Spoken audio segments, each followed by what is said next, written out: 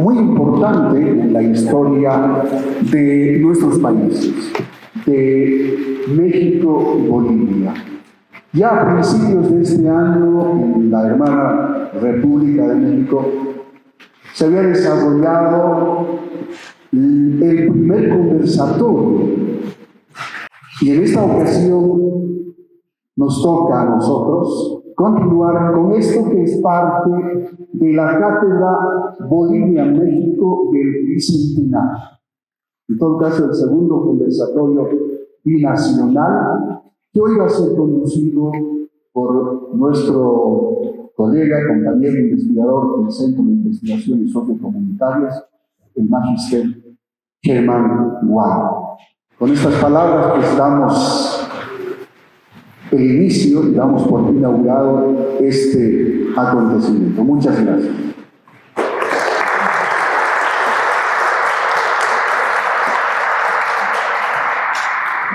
Agradecemos las palabras del doctor Julio Álvarez Quispe, director del Centro de Investigaciones Sociocomunitarias de la Vicepresidencia. A continuación, las palabras del embajador José Crespo Fernández, embajador de Bolivia en México, quien se encuentra con nosotros de forma virtual. Bienvenido. Muy contentos de poder llevar adelante este segundo conversatorio en ocasión del bicentenario de Bolivia. Esto es muy importante para nosotros porque nuestra Cancillería continúa jugando un rol muy importante para el relacionamiento entre los países y en este caso particularmente el tema del relacionamiento de nuestros pueblos en la historia. Saludo primero, por supuesto, a mi hermano querido Gilata David Choquehuanca. Gracias, hermano, por honrarnos con su presencia. Es un honor realmente que pueda acompañarnos en esta actividad. Sabemos de su compromiso, estamos a 5 o 6 días de terminar una historia de Bolivia de los 200 episodios, hechos más importantes que hemos llevado adelante con usted en Facebook y estamos muy felices de que esto ocurra, de esta segunda actividad conjunta. Saludo, por supuesto, al secretario general de la Vicepresidencia, a Juan Carlos Alvarado, con quien empezamos a coordinar esta actividad también, así como la de la historia de los 200 años. Y también nuestro hermano Julio Álvarez, con quien compartimos la iniciativa desde el primer conversatorio. Lamentablemente, pues, cuestiones ajenas a nosotros no permitieron que él esté acá. Y me toca también, por supuesto, saludar a don Felipe Ávila, a mi hermano, el doctor Felipe Ávila, el director del INER, con quien estamos co-auspiciando, digamos, esta iniciativa de la Cátedra México-Bolivia del Bicentenario. Con ellos ya hemos hecho el primer conversatorio aquí en la Ciudad de México y vamos a ver cómo llevamos adelante el trabajo para los próximos 4, ¿sí? Porque esta es la segunda cátedra y nos faltan 4 todavía hasta, esperamos, noviembre de este año. A los hermanos Germán Guayra y Mario Río, que van a ser los académicos que acompañan esta iniciativa, también, por supuesto, los saludo.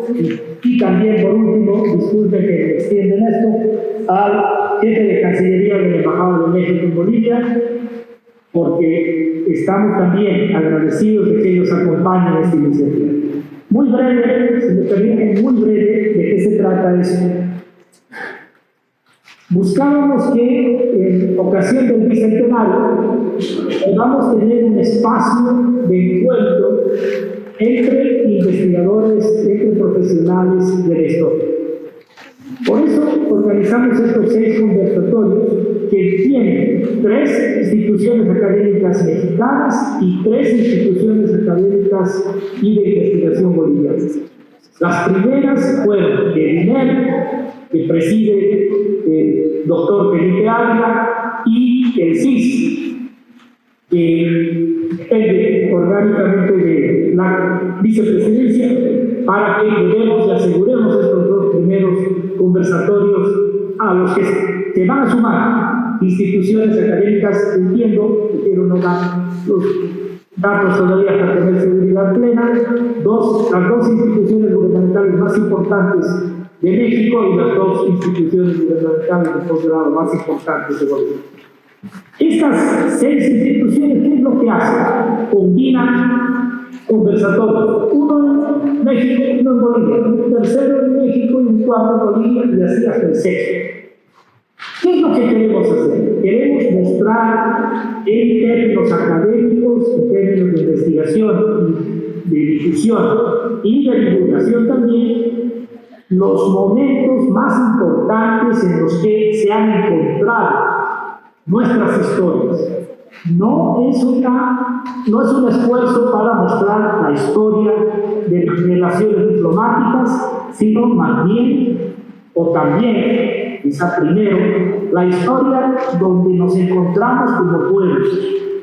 Por eso, este proyecto puso una lista de cerca de 10, 12 temas para ver quién era más cómodo a las instituciones académicas.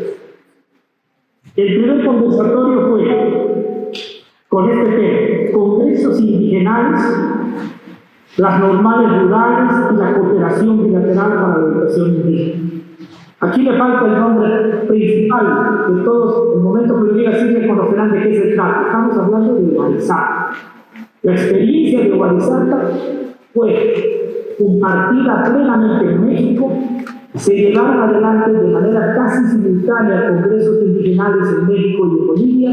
Los mexicanos invitaron a dirigentes nuestros bolivianos aquí a sus congresos, y México se sumó a la construcción de Huarizata por medio de la cooperación para el segundo pabellón de la normal, que se llama hasta ahora Pabellón México. Pero luego vimos otros temas y apareció este segundo, el de las revoluciones nacionales, 1910 en México, 1952 en Bolivia, que también nos encuentra. Yo no me quiero adelantar a lo que los hermanos digan porque me voy a equivocar, pero lo que queremos es comparar nuestras revoluciones que parecen, por toda la historiografía de ambos países, que tienen aspectos muy, muy similares. Hay otros temas, solo los voy a leer y con esto termino. La explotación de la minería en La Plata. Estamos hablando de los dos, ahora diríamos, los dos países, desde el tiempo, los dos espacios coloniales más importantes de toda América Latina en producción de plata. Tanto es así que uno de los lugares más importantes de producción de México se llama San Luis Potosí, que va a ser fundada la ciudad unos 10, 20 años después de que ya se había descubierto nuestro Potosí allá en el sur. Por supuesto, la nacionalización de los hidrocarburos nos encuentra también juntos. Estamos hablando de 1937 y 38. Imagínense, solo un año de diferencia entre las primeras nacionalizaciones, tanto en Bolivia como en México. El asilo y el exilio va a ser el quinto tema, inevitable, el asilo y el exilio, porque México tuvo pues las puertas abiertas de manera generosa para varias generaciones que nos han visto. No es posible pensar en México-Bolivia si no pensamos en el pluralismo de nuestras revoluciones, en nuestros movimientos sociales como parte de la construcción de lo que son nuestros procesos políticos, así como tampoco es posible pensar en nuestras historias comunes sin la relación estrecha respecto a la incorporación de los pueblos indígenas a nuestros procesos, particularmente en los últimos 20 años. Por último, decir que no queremos que esto quede solamente en la publicación de un libro electrónico, sino que queremos que las instituciones académicas que participan se relacionen y queden relacionadas, porque entre ellas pues, van a ser mucho más de lo que nosotros hemos inventado en estas tardes. Si se puede relacionar el INER con el CIS, pues pueden inventar proyectos, actividades y compartir lo que se está haciendo en nuestro país. Ese fue el objetivo de esta iniciativa y veíamos que podíamos colaborar en el año del bicentenario de Bolivia también a encontrarnos más, caminar juntos y conocernos mucho más, porque ese es el primer requisito para poder querernos y poder hacer posteriormente integración. Muchas gracias.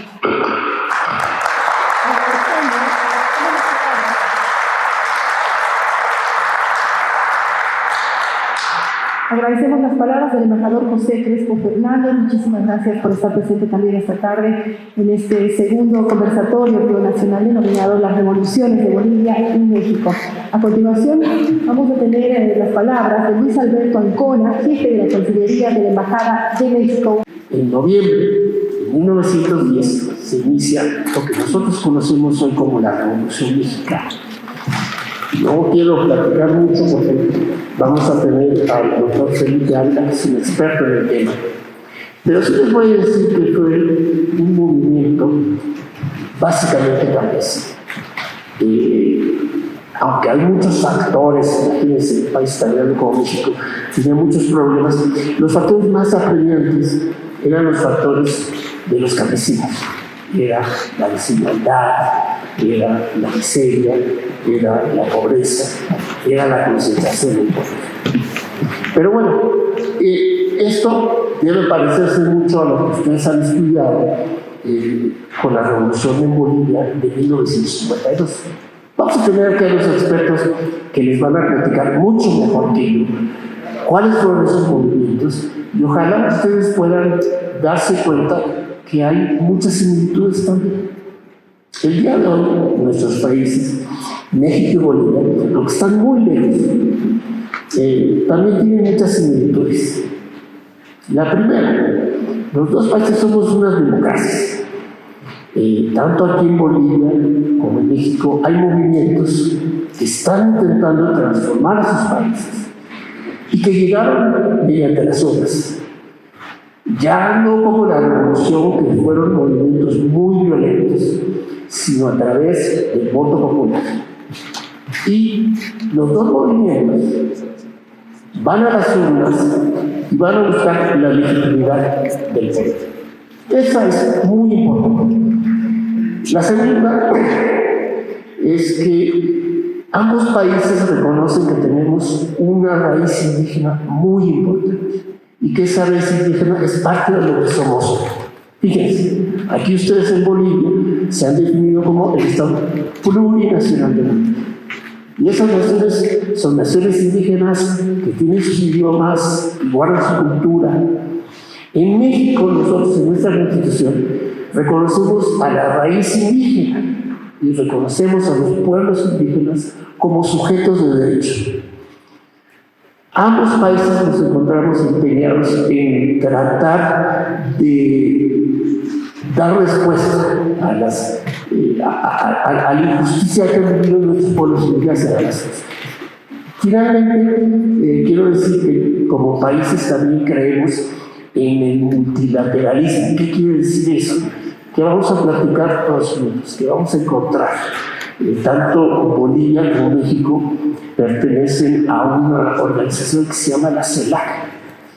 Y ambos países le damos mucha importancia. Es muy difícil ponerse de acuerdo, pero en lo que nos ponemos de acuerdo, yo creo que nosotros podemos intentar, de manera bilateral, tener una mejor relación, compartir experiencias. Y el día de hoy vamos a compartir las historias. Me da mucho gusto encontrarles con ustedes. Escuchen muy bien esto. En unos días van a vivir un momento muy importante que es el bicentenario. Así que nada más me queda darles un muy fuerte saludo de bicentenario. Que viva Bolivia. Ay, ay, ay.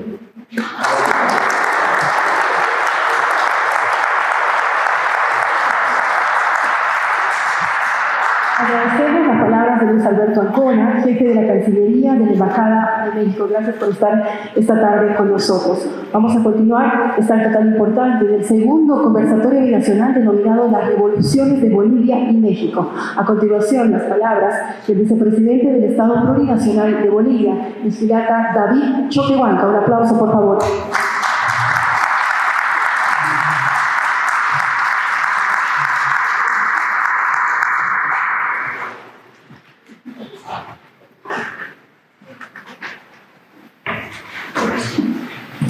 Buenas tardes, jóvenes, hermanos y hermanas, hermanos invitados especiales, hermano embajador.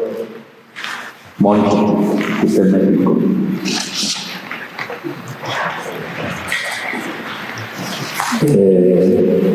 Es con los jóvenes que tenemos que trabajar,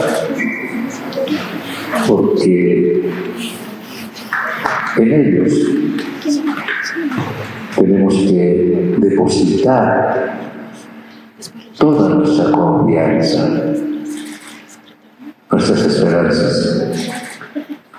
Son nuestros hijos y tenemos que buscar que un día sean hombres de bien. Estos jóvenes necesitan conocer su historia. Y hay mucho talento que se refleja en el rostro de nuestros jóvenes. Hay mucha sabiduría que se refleja en el rostro de los jóvenes. Hay mucha nobleza, hay creatividad, hay rebeldía en los jóvenes. No necesitamos jóvenes sumisos, obedientes. Necesitamos jóvenes rebeldes, que se rebelen contra las injusticias, contra el racismo, contra el abuso, contra la división. Esa rebeldía, esa nobleza, esa sabiduría se refleja en cada rostro de nuestros jóvenes. Y obligación de los profesores, obligación de las autoridades es apoyar para que esta rebeldía, esta nobleza, esta sabiduría, esta creatividad florezca un día en nuestros jóvenes.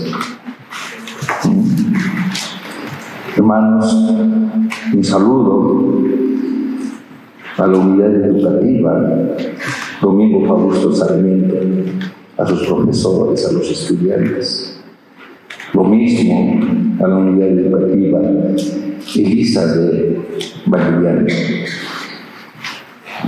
Del mismo modo, a los jóvenes del Centro Artístico, Cultural y Tecnológico San Simón de Ayacucho. Este conversatorio binacional es importante. Hay un código que se ha resistido durante siglos, que es el Aruski Pasipjanyanakasaki Pundirakis Paua, que es parte de nuestras raíces. Aruski Pasipjanyanakasaki Pundirakis Paua, difícil de pronunciar, debe ser la palabra más grande posiblemente. Significa obligación de dialogar, obligación de comunicarnos. Estamos obligados a dialogar entre países, entre profesores y estudiantes, entre pueblos, entre campo y ciudad, entre jóvenes y abuelos, todos obligados a escucharnos, obligación de comunicarnos y obligación de dialogar. El que me ha antecedido ha mencionado tanto en Bolivia como en México existen pueblos originarios que empiezan a sentir orgullo de sus raíces. Esto es bien importante. Solo reconociendo sus raíces, la humanidad será libre. Negándose a sí misma, seguirá siendo dominada, humillada, dividida, maltratada, marginada. Una planta sin raíces no crece, no florece, no da frutos, se muere. Por eso la importancia de tomar conciencia de nuestras raíces y levantarnos de nuestras raíces, no tratar de ser otro, sentir orgullo de lo que somos. Es importante. Y estas reflexiones nos tienen que conducir. Cómo entre jóvenes, autoridades trabajan juntos para levantarnos con nuestras raíces, caminar con nuestros propios pies, recuperar nuestros saberes y construir una organización, una comunidad, un país, un Estado con pensamiento propio. Jóvenes, el conocimiento y la abundancia son dos caras de la misma moneda. Mientras más conocimiento tengamos, más te perseguirá la abundancia. Por eso es importante no solamente conocer nuestra historia. Ustedes tienen que ser los que van a conducir nuestras organizaciones, nuestro país, nuestros organismos internacionales. En la revolución del 52 han sido nuestros pueblos quienes han hecho la revolución, los albañiles, los fabriles, el pueblo, los líderes desde entonces de la organización política. No sabíamos dónde estaban. No sabíamos dónde estaban. Y su líder máximo, mientras el pueblo estaba haciendo la revolución aquí, estaba en Argentina. Víctor Paz Estenssoro. Y los otros, Hugo Chávez, Juan, que si no sabíamos dónde estaban, el pueblo es el quien hace la revolución. Cada uno de nosotros tenemos energía. Y ustedes han escuchado decir Callaya. Callaya es un código. Así como la Ruski Pasipaña Casa Kipuña Quispaba es otro código. Así como Pachacuti es otro código. Así como Jihuas es otro código. Pero de estos códigos no nos hablan en las escuelas, en las universidades, porque tienen miedo. Jihuasa, así como Aruski Pasipaña en la Casa de Puño igual, obligación de dialogar, obligación de comunicarnos. Jihuasa, igual. Jihuasa significa no soy yo, somos nosotros. Jihuasa es la muerte del egocentrismo, del antropocentrismo y del eurocentrismo. Jihuasa, no soy yo, somos nosotros. Es la muerte del individualismo.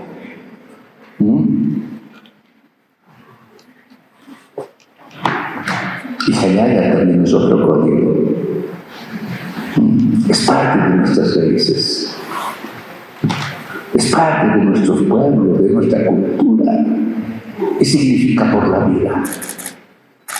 Por eso decimos somos de la cultura de la vida, no somos de la cultura de la muerte, de la confrontación, de la división.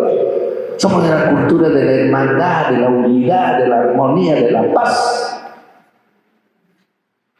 Callaya, igual, por la vida. Y todo lo que tenemos que hacer es por la vida. Por eso decimos nosotros, allá lo decimos, empujamos con esas energías que cada uno de nosotros tenemos, que inhalan desde nuestras palmas, y no aplastamos, sino empujamos. Hay que empujar, hay que apoyar a nuestros investigadores, a nuestras autoridades, a los que han organizado este evento, y apoyarnos entre nosotros, a nuestros profesores, a cada uno de nosotros. Necesitamos apoyarnos. Por eso nuestros abuelos decían, callaya, empujaban así, callaya, y no aplastaban.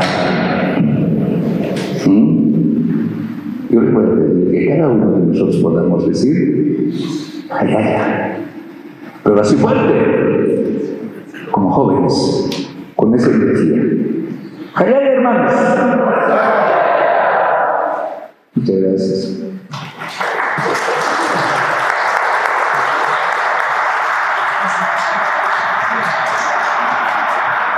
Agradecemos la presencia y las palabras del Gilata David Choquehuanca, vicepresidente del Estado Plurinacional de Bolivia. Gracias por acompañarnos esta tarde en este segundo conversatorio binacional denominado Las Revoluciones de Bolivia y México, para quien pedimos un fuerte aplauso también por estas hermosas palabras que esta tarde nos ha entregado el vicepresidente del Estado Plurinacional de Bolivia. Y un jayaya nuevamente. Ha sido la presentación de Germán Guayua Choquehuanca, licenciado en Sociología de la Universidad Mayor de San Andrés, maestría en Relaciones Internacionales de la Academia Diplomática Plurinacional y egresado de la maestría en Ciencias Sociales de la Universidad Cordillera. Actualmente trabaja en el Centro de Investigaciones Sociales, Centro de Investigaciones Sociocomunitarias de la Vicepresidencia del Estado Plurinacional. Fue director de la Dirección General de Asuntos Consulares, jefe de Unidad de Política Consular del Ministerio de Relaciones Exteriores. Ha sido investigador del Centro de Estudios para el Desarrollo Laboral y Agrario, donde realizó investigaciones en el campo del empleo y los mercados de trabajo en la ciudad del Alto. Fue investigador del Programa de Investigación Estratégica en Bolivia e investigador asociado en el Perú en el Informe de Desarrollo Humano, los cambios detrás del cambio, desigualdades y movilizaciones sociales en Bolivia. Fue docente de la UNSA, de la Universidad Católica Boliviana, y actualmente es docente de la carrera de Sociología de la Universidad Pública del Alto, para que dio un fuerte aplauso, por favor.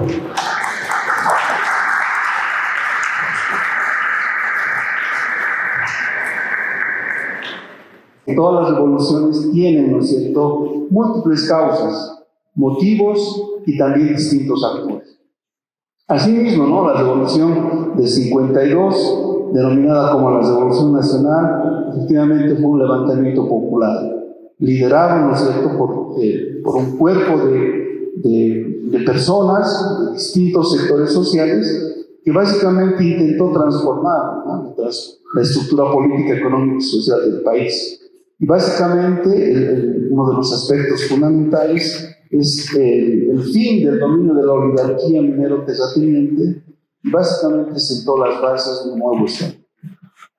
Estamos hablando entonces de dos características importantes, y a ello yo me metía ya para dar la palabra a nuestros especialistas, de que la Revolución del 52 planteó una reforma agraria, ¿no?, junto básicamente a la nacionalización de las minas y la extensión del sufragio a mujeres e indígenas, ¿no? Constituyeron las transformaciones más importantes de la Revolución Nacional y que básicamente pusieron a la Revolución Nacional en el marco, ¿no es cierto?, de las grandes revoluciones que se en América Latina. Para hablar de revolución tenemos que partir de que significa una transformación profunda, radical, de las estructuras económicas, políticas, sociales y culturales de una sociedad. León Trotsky, un gran revolucionario bolchevique, definió a las revoluciones como esa irrupción violenta de las masas para tomar en sus manos su propio destino, arriesgando su vida, desafiando el poder para construir una sociedad mejor. Desde luego, lo que caracteriza a las revoluciones, y en esto tanto la mexicana como la boliviana son similares, es una amplia movilización y violencia popular. Es una irrupción violenta de las masas para tratar de cambiar la relación de dominación, de ejercicio del poder, y para construir una nueva relación de poder con un equilibrio distinto entre las distintas clases sociales. Algo que también es similar en las dos revoluciones es la ideología que subyace en los proyectos revolucionarios de estas dos sociedades. Las dos son nacionalistas, las dos son liberales, las dos son antiimperialistas, Las dos tienen, a pesar de la diferencia de tiempo, también ciertos rasgos que las acercan al socialismo, al trotskismo en el caso de la boliviana, la revolución permanente, al anarquismo en el caso de la revolución mexicana, particularmente en la vertiente del Partido Liberal Mexicano y del conocido núcleo magonista. Las dos produjeron cambios profundos en el tipo de Estado.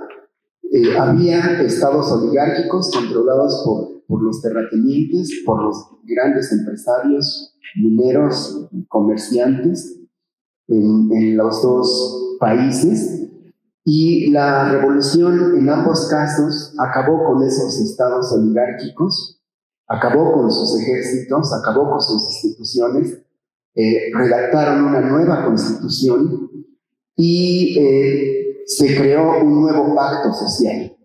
Un pacto social entre el sector dirigente, triunfador de la revolución, con las clases populares, particularmente con los campesinos, con los indígenas, pero también con los trabajadores. Hay entonces un pacto social distinto, que es radicalmente diferente al que había antes de la revolución.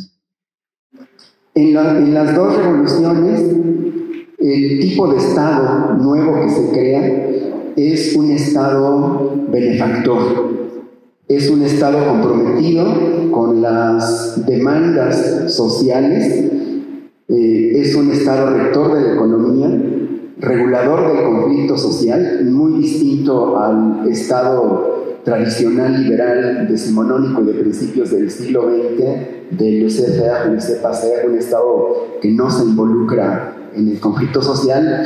Después de la revolución, el Estado asume que una de sus responsabilidades primeras es regular el conflicto social, y también en ambos casos se crea un Estado que se convierte en propietario, que es también una diferencia fundamental con el Estado del liberalismo clásico, porque el Estado expropia, se adueña y se convierte en propietario de las industrias estratégicas para impulsar el desarrollo nacional, que ya se quita de las manos de la empresa privada. En el caso de la Revolución Mexicana, la industria más importante, pues sin duda, es el petróleo, pero también la minería, las telecomunicaciones, las obras de infraestructura, en fin. Y en el caso de la Revolución Boliviana, pues sin duda es la minería del estaño. Las dos revoluciones llevan a cabo amplias reformas agrarias. Estas reformas acaban con el modelo de desarrollo del capitalismo en el campo, un capitalismo basado en la gran propiedad que había llegado a su límite, que ya no podía renovarse, no podía modernizarse, y que hacía falta la violencia revolucionaria para acabar con este rentismo, con esta propiedad territorial concentrada en pocas manos, que es improductiva, pero que además no logra crear un mercado de fuerza de trabajo libre, porque sigue habiendo modalidades de coerción, de sometimiento, de semiesclavitud, de servidumbre, que impiden que haya una fuerza de trabajo libre en el campesinado, en los distintos sectores del campesinado, pero que además es una reforma que pone la propiedad agraria en manos de las comunidades, en manos de los pueblos, en manos de los núcleos agrarios, y que les da un nuevo protagonismo. En el caso de la Revolución Mexicana, la propiedad social hace que más de la mitad de la superficie agrícola y ganadera de nuestro país todavía hoy día esté en manos de los ejidatarios y de los comuneros. Y la principal riqueza natural en México sigue siendo propiedad social. Y esto es algo que solo se deriva de la revolución. En el caso de Bolivia, pues la propiedad se le da a las comunidades y a los sindicatos. Otra similitud en las dos revoluciones es el ejército. En las dos sociedades antes de la revolución había un ejército de casta, un ejército oligarca. Las revoluciones barren con este ejército de casta y se crea un ejército popular distinto, un ejército que surge de abajo, que además se politiza mucho, se convierte en el protagonista central de los cambios. Es un ejército muy politizado, muy activo, que controla buena parte de las revoluciones y de la post-revolución. Se convierte en gobierno en ambos países. Otra similitud es que aparecen grandes caudillos en las dos revoluciones. En el caso de la mexicana, pues los más conocidos, importantes son Madero, Venustiano Carranza, y desde el punto de vista de los sectores populares, Francisco Villa y Emiliano Zapata. En el caso de la Revolución Boliviana, pues también hay grandes personajes, desde luego Paz Estenssoro, pero también está Juan Lichín, el líder minero fundamental, y también Siles Suazo. Algo en lo que también se hermanan es la longevidad y la relativa estabilidad política que crean ambas revoluciones en las décadas posteriores. El bloque en el poder es un bloque burgués, progresista, que además pues trata de controlar a los sectores populares de manera corporativa y les da un cierto acceso a parte del bloque del poder. Se hacen diputados, en el caso de México, senadores, gobernadores, algunos entran a los ministerios. Hay presidentes de la República surgidos de la Revolución directamente hasta 1940, en el caso de México. En el caso de la Revolución Boliviana también hay una cierta participación de líderes, particularmente los líderes fueron los que encabezaron los gobiernos y los ministerios en los periodos siguientes. En las dos revoluciones hay retrocesos. La revolución se estanca, es revertida, muchas de las conquistas son echadas para atrás. En el caso de México comienza en 1940, cuando termina el gobierno de Lázaro Cárdenas. En el caso de Bolivia, el retroceso comienza desde 1964. También un factor central es la relación con Estados Unidos. Estados Unidos, en el caso de México, nos invade militarmente en 1914 y en 1916, amenaza con intervenir militarmente en varias ocasiones. Cuando se expropia el petróleo en 1938 vuelve a amenazar con una intervención, pero la proximidad de la guerra mundial impide que se lleve a cabo esta intervención militar. Y en el caso de la Revolución Boliviana, pues también hay una presencia muy significativa de los Estados Unidos, y cuando comienza a echarse para atrás la revolución, los Estados Unidos tienen un papel fundamental para sostener y sacar un poco de la crisis económica en la que había caído la revolución, y establecen una ayuda que va siendo como una especie de protectorado en el caso del país boliviano. Finalmente hay dos cosas que son centrales.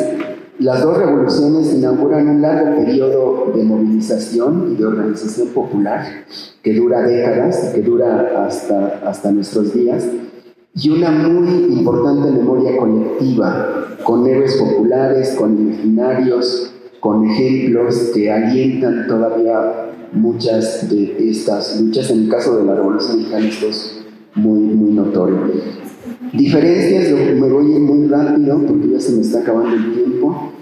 Pues sí, en la Revolución Mexicana sobre todo es una revolución campesina, con poca participación obrera. Es mucho más importante la participación de los mineros y de los indígenas en la Revolución Boliviana.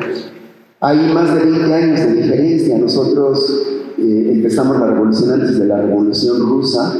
En Bolivia se hace después de que ya haya el ejemplo en el mundo de la Revolución Rusa, de que ya hubo 2 guerras mundiales, de que hay una tercera y una cuarta internacional, y por lo tanto hay un pensamiento socialista más importante, más diseminado en el mundo, que es asimilado por algunos de los líderes de las revoluciones, particularmente el Partido Obrero Revolucionario, el PIR, tienen influencia comunista. En el caso de México no hay trotskismo, no hay socialismo, hay anarquismo, pero es muy incipiente la organización de una ideología y una organización de izquierda, como va a ser el caso después de la revolución bolchevique.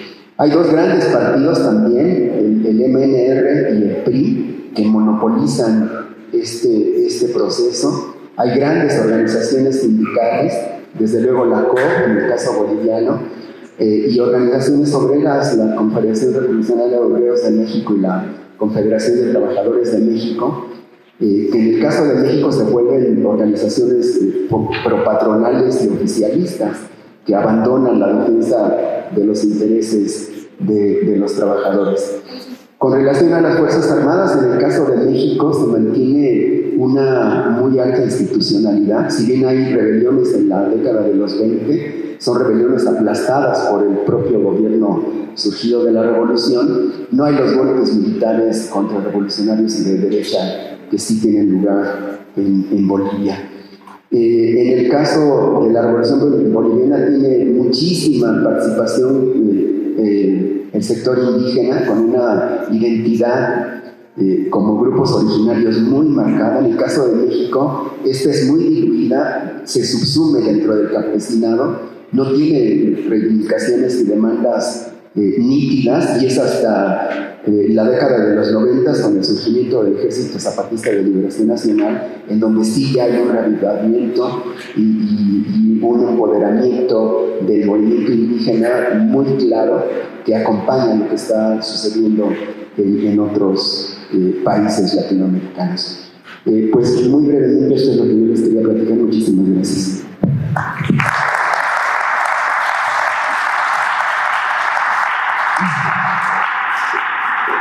Muchas gracias, doctora Ávila, por tan interesante exposición, que es un análisis comparativo muy interesante. Ahora vamos a dar la palabra al doctor Mario Murillo, que nos va a plantear el tema del análisis de la Revolución del 52. Él es sociólogo de profesión en la Universidad Mayor de San Andrés, es autor de los libros La bala no mata sino el destino, una crónica de disolución popular de 1952 en Bolivia, La pelota no se mancha, y coautor y coordinador de Otro Fútbol, con Diego Loaiza, ha publicado la novela La isla trasnochada bajo el seudónimo común de Belisario Flores. Es jugador semiprofesional de FIFA 21 y actualmente impulsa y dirige una investigación de largo alcance sobre los videojuegos en las sociedades latinoamericanas contemporáneas. Asimismo, es autor del estudio introductorio del libro de la colección BBB, Orígenes de la Revolución Nacional, de Herbert Klein, que el próximo sábado será presentado en la Feria del Libro. Entonces, damos la palabra al doctor Murillo. Bienvenido. Gracias. Un primer hecho, me parece, es un poco cómo se desenvolvieron los sucesos. Mientras que la Revolución Mexicana fue una revolución que surgió un poco desde el campo campesinista y que fue muy larga realmente en su lucha, en sus enfrentamientos bélicos por el poder. En el caso boliviano fue una insurrección popular, sobre todo urbana, que aunque tiene un influjo muy fuerte después en el área rural, va a ser una insurrección que va a suceder sobre todo 3 días en la ciudad de La Paz y en la ciudad de Oruro. El MNR intentó instaurar una historia oficial que se concentraba sobre todo en los militantes del MNR, pero los estudios más serios demuestran que fue una diversidad de actores sociales que participaron durante estos fenómenos. He hecho un pequeño librito que justamente hablaba con personas de a pie que participaron más allá de ser militantes del MNR. Y hoy día me acordaba un poco pensando en un amigo que ya fallecido, con el que hicimos, que yo lo entrevisté, que se llamaba Luis Valdivia. Me hicieron acordar un poco los jóvenes que tocaban, porque yo lo entrevisté en el 52, él tenía 16 años y estaba aquí cerca de la Plaza Riosinho. La primera vez que conversamos me dijo, estábamos charlando con mis amigos, después me enteré que estaban tomando unos tragos ahí felices, y se acercó un teniente, un coronel de la policía, porque también los carabineros, en esa época los policías participaron de la insurrección, y les digo, jóvenes quieren sumarse al evento, y los jóvenes combatieron 2 días, incluso en el cementerio general, si se ubican, estaba todavía en refacción, y se subían los jóvenes para disparar con armas, muchas veces de la guerra del Chaco, para combatir al ejército. Entonces, acá fue, en contra de lo que planteaba el MNR, un levantamiento, una insurrección popular donde estaban obreros, fabriles, jóvenes de colegios, lustrabotas, y las mujeres constituyeron casi una red de abastecimiento y de apoyo a las personas. Entonces, claro, aquí la violencia en la insurrección fue mucho más fugaz y no partió tanto del campo como en el caso de México. Hay un libro que yo adoro de la Revolución Mexicana, que es un libro de Womack, que es Zapata y la Revolución Mexicana, donde se describe con mucha lucidez todo ese camino a partir del campo. En el caso boliviano, la insurrección fue sobre todo urbana, les decía, y acá hicieron combates en Miraflores, en Villa Victoria, en el cementerio, y en Oruro, los mineros de la mina San José tomaron el cuartel Camacho y lograron vencer a los militares. Ahí yo creo que hay una memoria larga, muy importante, en torno a la guerra del Chaco. Muchos de los que combatieron en la insurrección popular del 52 habían luchado antes en la guerra del Chaco. Y es muy interesante porque cuando uno recaba los testimonios, estos excombatientes recuperaban esa memoria de lucha para actuar en la ciudad de La Paz. Por ejemplo, yo recuerdo, hay una novela hermosa que les aconsejo a los jóvenes que se llama Los muertos están cada día más indóciles. Es un título hermoso de Fernando Medina Ferrada, que cuenta la historia. La historia se trata de esos 3 días gloriosos en La Paz. Y ahí hay la figura del zapatero, que es un viejo combatiente de la guerra del Chaco, cuando Bolivia luchó contra Paraguay 20 años antes, y él es el que lidera a un grupo de jóvenes insurrectos y les enseña a disparar, les enseña a moverse por la ciudad. Una casera de un mercado me dijo una cosa interesante, me dijo, dependía cómo hablaba la metralleta para saber si era combatiente o no. Yo al principio no entendía, y yo decía, claro, los soldaditos, me dijo ella, conscriptos, disparaban, y me decía que los excombatientes hacían parpadear a la metralleta, pues cuidaban de tal manera. Entonces, es muy lindo como el 52 también de alguna manera es algo que sucede a partir de la memoria de la guerra del Chaco, ¿no? Entonces, como bien decía nuestro colega, la manera en que se vivió la violencia y los enfrentamientos cuasi militares tuvieron una dimensión diferente, aunque ambos fueron igual de heroicos y de emocionantes. Un aspecto que yo creo que es central también en torno a las similitudes tiene que ver con esos estados oligárquicos, tanto en el caso mexicano el porfiriato, y en el caso boliviano. A mí me gusta mucho un libro que es de James Malloy, se lo aconsejo también a los jóvenes, que se llama La Revolución Inconclusa, donde él habla de justamente esa sociedad dual a inicios del siglo XX en Bolivia, donde en las ciudades había pequeños espacios vinculados al capital y a la ciudadanía, mientras en el campo las enormes mayorías no eran considerados ciudadanos, no podían votar, como ustedes saben, y sobre todo lo más tremendo era el régimen de viaje, de trabajo servil en la hacienda, ¿no? El área rural de Bolivia estaba dividida entre algunas comunidades originarias que existían, pero sobre todo el régimen de trabajo servil muy violento, que también se emparenta con la realidad tan dura de las haciendas en México, ¿no? Un amigo que yo tengo mucho cariño, que se llama Germán Huanca, que es una persona que vive en la Isla del Sol, que es un amigo, una vez me dijo una frase que no me olvido nunca. Me dijo: en la ciudad ustedes son independientes desde 1825, nosotros lo somos desde 1952, ¿sí? Porque la hacienda era un régimen de trabajo servil muy violento, y con luces y sombras, la revolución agraria del 53 en Bolivia logró romper con ese régimen tan violento como tal. A la vez es muy importante, me parece también, todo el tema de las cuestiones étnicas en Bolivia. Es decir, en Bolivia, realmente en sentido estricto, aunque formalmente se hablaba de ciudadanía desde 1825, como dice Carlos Montenegro, eso era una farsa, porque como ustedes saben, una enorme mayoría, indígenas y mujeres, no podían votar. Entonces, la instalación del voto universal fue un proceso de ciudadanización muy intenso.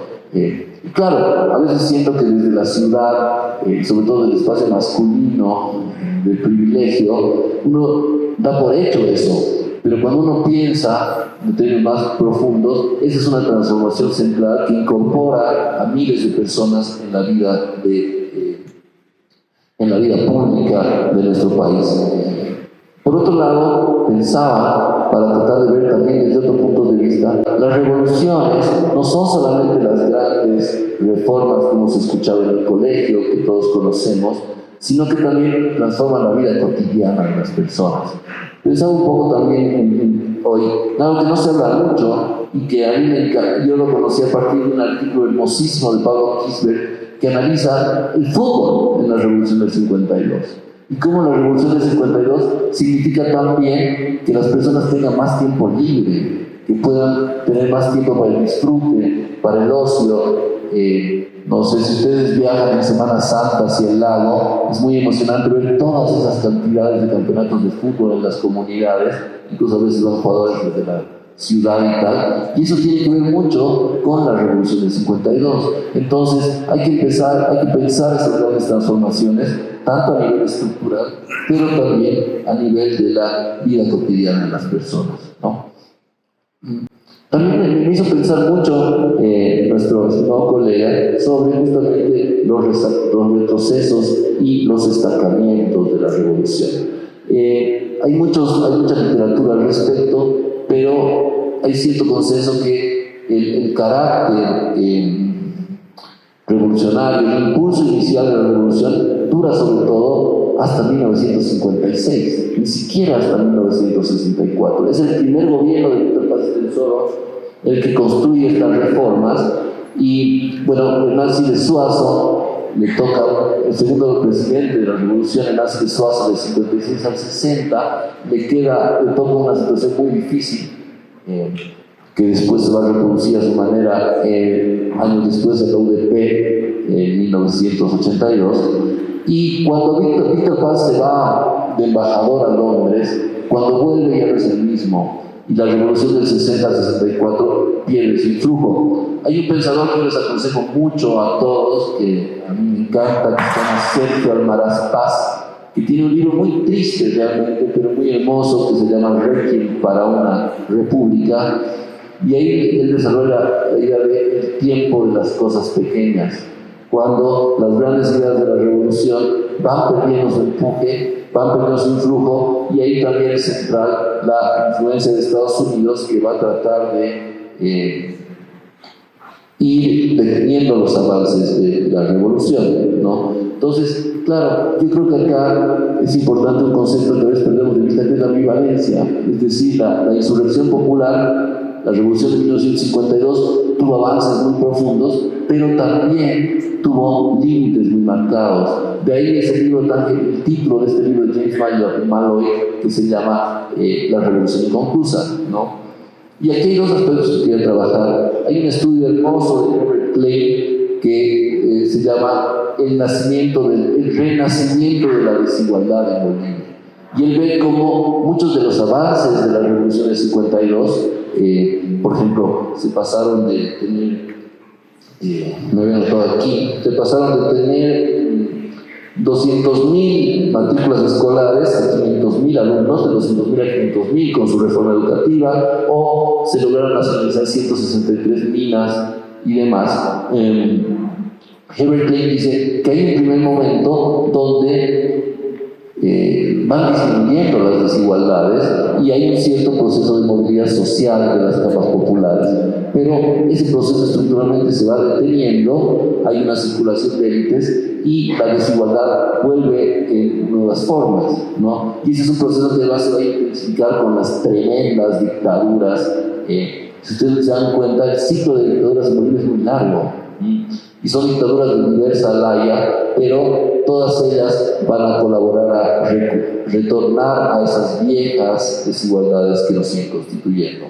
Por otro lado, creo que el MNR tuvo un intento ambiguo de crear una identidad nacional a través del mestizaje, pero ese fue un proceso, diría, ambivalente. Por un lado, creó cierta unidad nacional en torno al concepto del nacionalismo revolucionario y la alianza de clases, pero como bien menciona Silvia Rivera Musicanqui, ese fue también un proceso de homogeneización cultural que no tomó en cuenta la diversidad y de alguna manera olvidó esa diversidad tan profunda que tenemos en el mundo indígena.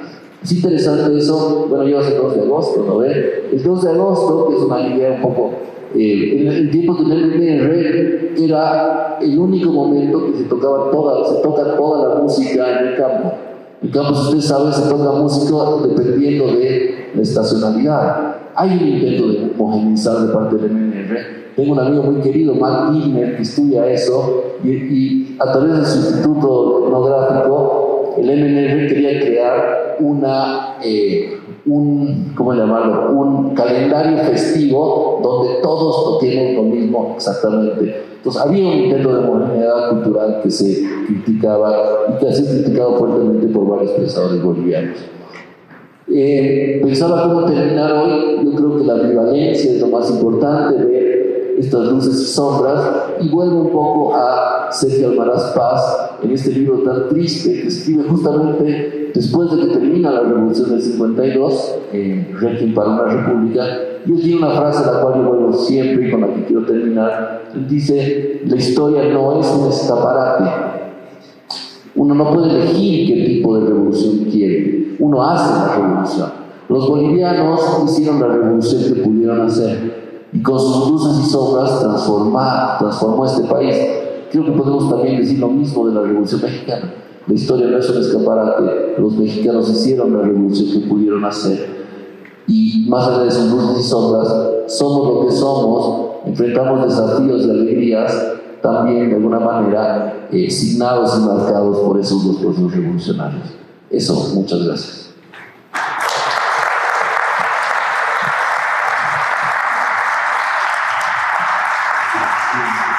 Muchas gracias, Mario, por tu exposición. Yo creo que se ha complementado bastante con los criterios expresados también por el doctor Ávila.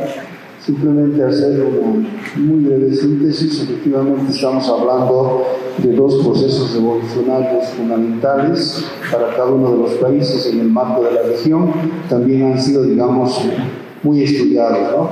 Procesos evidentemente disruptivos que han buscado redefinir, ¿no es cierto?, el poder, reorganizar la sociedad, y que también el impacto que ha tenido estas revoluciones en alguna medida, ¿no es cierto?, ha sido duradero, aunque no siempre ha garantizado, ¿no es cierto?, los resultados esperados por sus impulsores.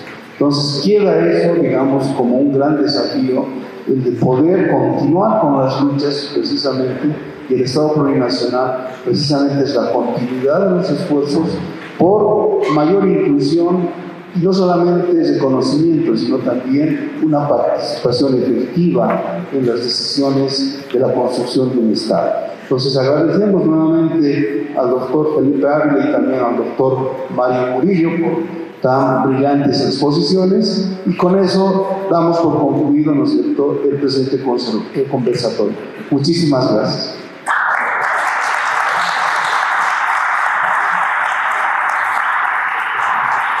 Agradecemos la excelente participación de nuestros invitados esta noche, en especial a nuestro invitado, el doctor Felipe Ávila Espinosa, director del Instituto Nacional de Estudios Históricos de las Revoluciones de México. Gracias por acompañarnos y haber visitado nuestro país. Bienvenido.